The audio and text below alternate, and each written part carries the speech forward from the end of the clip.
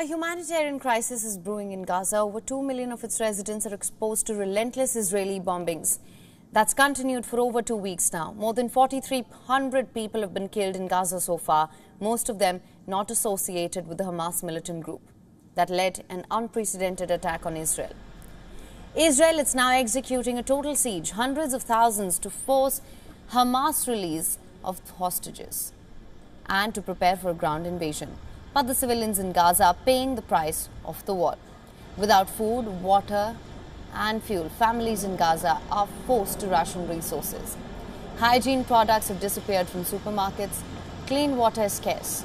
And with Israel ordering an evacuation of northern Gaza, thousands are now moving into the already overpopulated south. The displaced people, they're sleeping in cars, mosques, some out in the open as well. The price of clean water, that's more than doubled in Gaza following the war. A fresh threat is looming large. Oxfam and United Nations agencies, they've warned that the collapse of water and sanitation services will soon spark bouts of cholera and other deadly infectious diseases if urgent humanitarian aid is not delivered.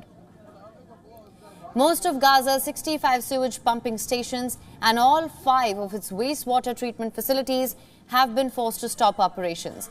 Desalination plants have stopped working.